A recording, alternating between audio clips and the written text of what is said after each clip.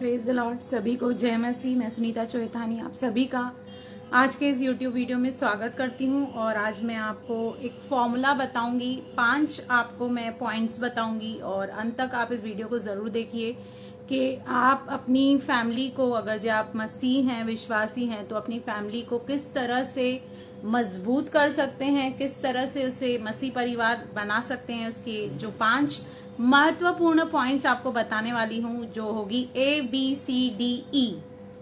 तो ABCDE formula को आप अच्छे से समझ जाइए ताकि आपकी भी फैमिली आशीषित हो और परमेश्वर की दया और कृपा आपके फैमिली पे हमेशा बनी रहे। तो पहली पॉइंट जो मैं एक ब्लेसेड फैमिली के लिए, एक आशीषित फैमिली, एक मसीह में एक आशीषित फैमिली किस तरह से होती है, जो ब्लेसेड फैमिली होती है, उसके 5 क्या नियम और कानून होते हैं। तो पहला हम पॉइंट देखेंगे ए पर अवेयर, मतलब जानकार। पहली बात तो आपको ये अच्छे से पता होना चाहिए, जानकारी होनी चाहिए कि आपके घर में क्या हो रहा है और क्या नहीं हो रहा है। क्योंकि दूसरा कुरिन्थियों हम निकालेंगे, दूसरा कुरिन्थियों 2:11 कहता है कि हम शैतान की युक्तियों से अनजान नहीं हैं।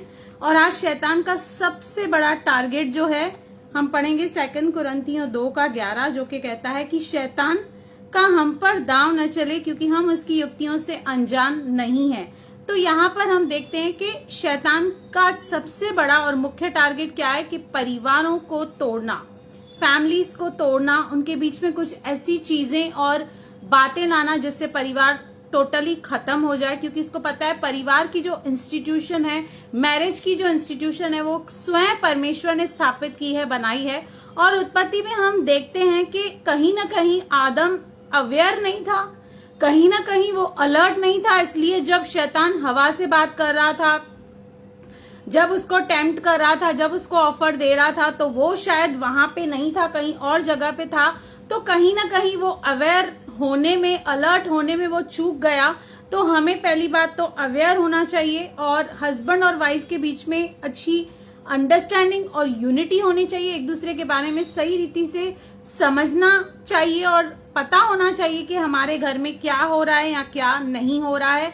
इसलिए हमें अवेयर रहना है क्योंकि शैतान किसी भी तरीके से आपके फैमिली में आ सकता है, किसी के भी जरिए आ सकता है ताकि वो आपकी फैमिली को ब्रोक करे और परमेश्वर की योजना जो आपके लिए है वो खत्म हो जाए। तो पहली पॉइंट, अवेयर होना बहुत जरूरी है। क्योंकि कई हस्बैंड वाइफ तो ऐसे हैं जो एक दूसरे से बात तक नहीं करते। हस्बैंड अपने कामों में बिजी रहता है, वाइफ अपने कामों में बिजी रहती है, उनके बीच में कोई भी शेयरिंग नहीं होती, कोई बातें नहीं होती, कोई ऐसे पर्सनल लेवल पे टॉक्स नहीं होते। तो पहली बात तो आपको ये सुनिश्चित करना है कि आपके बीच में वो बॉन्ड होना बहुत जरूरी है। और अगर जी कोई बाहर से या अंदर से ही कोई चीज है जो ब्रेक कर रही है, तो उसे हमें जल्द से जल्द रिजॉल्व करना है। दूसरी है बाउंड्री, यानी कि नियम, सीमा। वचन कहता है कि जो भी बाड़ा तोड़ता है उसे सांप डसता है। और कई बार हम जाने अनजाने में कई बार अपनी लिमिट्स को, अपनी बाउंड्रीज को हम भूल जाते हैं। और कई बार हम ऐसी परीक्षाओं में पड़ जाते हैं, ऐसी समस्याओं में पड़ जाते हैं। पर हमें अपने घर में बाउंड्री, नियम, कानून, रूल्स बनाना बहुत जरूरी है कि हमारे घर में कोई भी गलत चीज नहीं आएगी, ना कभी अल्कोहल आएगा, ना स्मोकिंग आएगी। वैसे तो मसीह परिवारों में ये होता नहीं है, पर अगर कहीं पे हो रहा है तो वहां पे हमें वो बाउंड्री लगाना बहुत जरूरी है। कोई भी किसी भी किस्म की एडिक्शन हमारे घर में नहीं होनी चाहिए। हमारा परिवार एक दूसरों के लिए ब्लेसिंग बनना चाहिए। जब लोग हमको देखें तो हमें आइडल मानने चाहिए, कहने चाहिए कि ये सचमुच बहुत ही आशीषित लोग हैं, ये सचमुच परमेश्वर के लोग हैं। तो हमें कहीं ना कहीं वो सीमा बनानी है कि हम किसको अपने घर पे अलाउ भी करें। क्या हम ऐसे स्मोकर लोगों को, अल्कोहलिक को अपने घर पे अलाउ भी करेंगे तो भी उसका एक बुरा परिणाम हमारे परिवार पे पड़ सकता है। इसलिए वो बाउंड्री, वो दायरा बनाना बहुत जरूरी है। तीसरा है कम्युनिकेशन।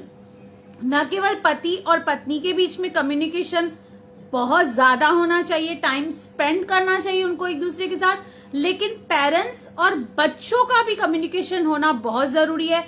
क्योंकि हमारे बच्चे मोस्ट ऑफ द टाइम्स घर के बाहर रहते हैं, स्कूल में रहते हैं, ट्यूशंस में रहते हैं। और हर बच्चे का कहीं ना कहीं किसी न किसी एरिया में अपना एक स्ट्रगल होता है।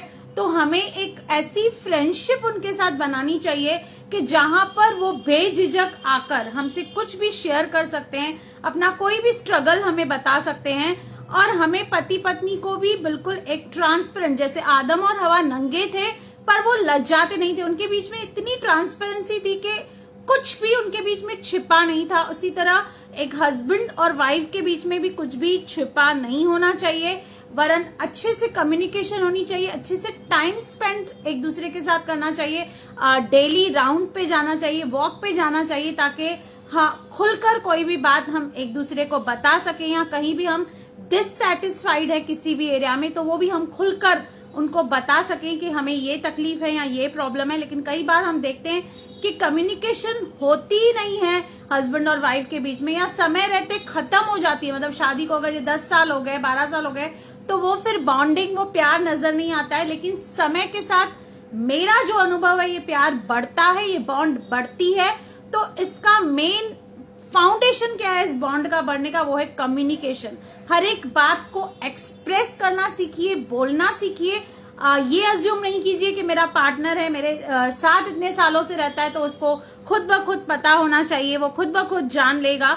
ऐसा इस दुनिया में कोई भी नहीं है। तो इसलिए वो कम्युनिकेशन आपका एक दूसरे के साथ, आपका अपने बच्चे के साथ, उसकी हर एक इंफॉर्मेशन रखिए। वो किसके साथ बैठ रहा है, उठ रहा है, किसके साथ संगति कर रहा है, क्या वो टाइम पे घर आ रहा है कि नहीं। क्योंकि मैंने ऐसी बहुत फैमिलीज देखी हैं जहां पे कोई रूल्स रेगुलेशंस नहीं है, बच्चे जब चाहे उठते हैं, बच्चे जब चाहे जो भी करते हैं। तो हमें इसमें एक अच्छी बॉन्डिंग बनाने के लिए एक अच्छी कम्युनिकेशन बहुत जरूरी है, एक अच्छा वार्तालाप घर पे रहना बहुत जरूरी है।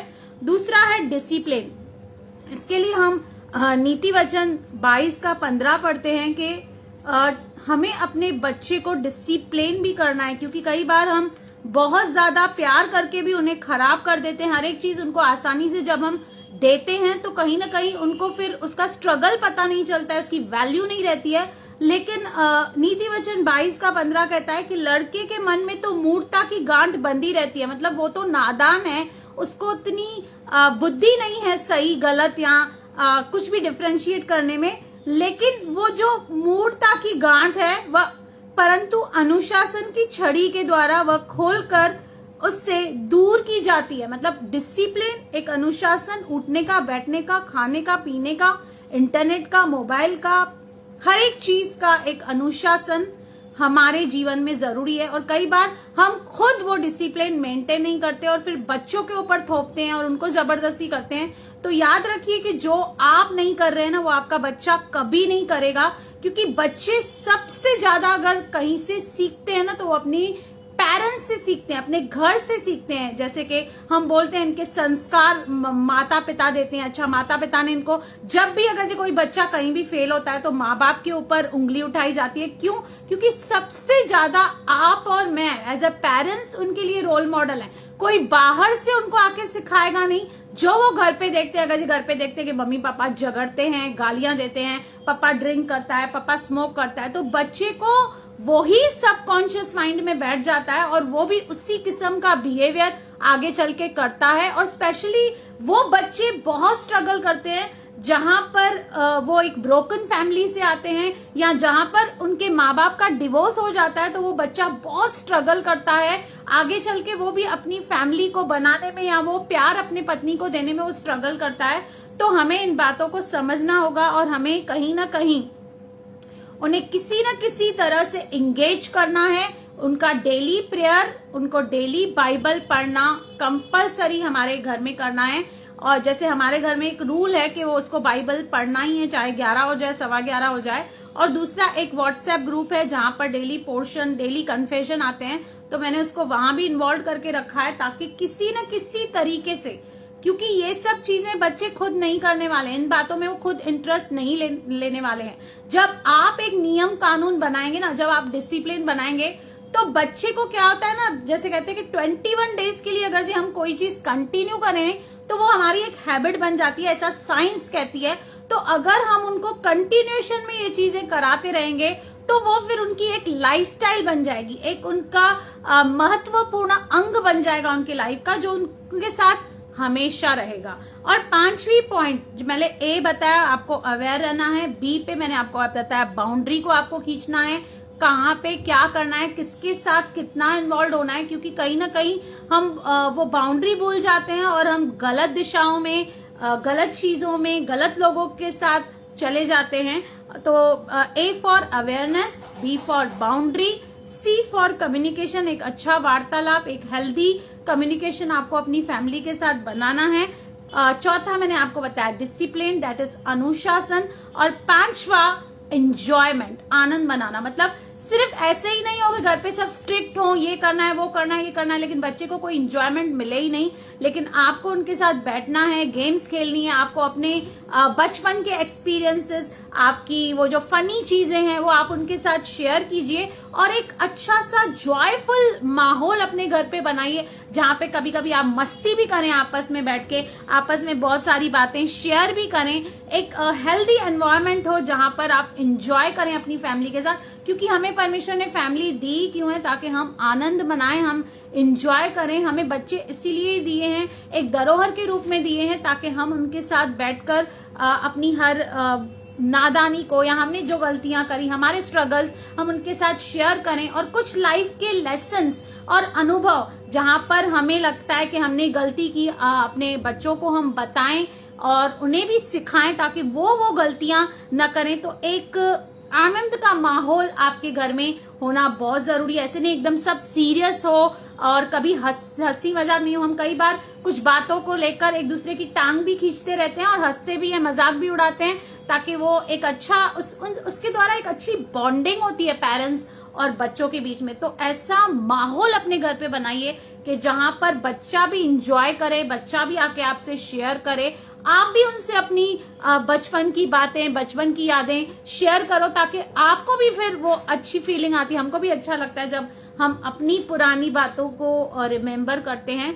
तो ये कुछ 5 पॉइंट्स मैंने आपको बताई कि फॉर अ ब्लेसेड फैमिली हमें करनी है, और मैं उम्मीद करती हूँ कि 5 पॉइंट्स आपको अच्छी लगी हैं। इसे अच्छे से सुनिए, इम्प्लीमेंट कीजिए और अपनी फैमिली को मसीह यीशु के द्वारा, प्रभु यीशु के द्वारा, जीसस के द्वारा एक ब्लेसेड फैमिली बनाइए। God bless you. प्रभु आपको बहुत बहुत आशीष करे। आमेन, आमेन।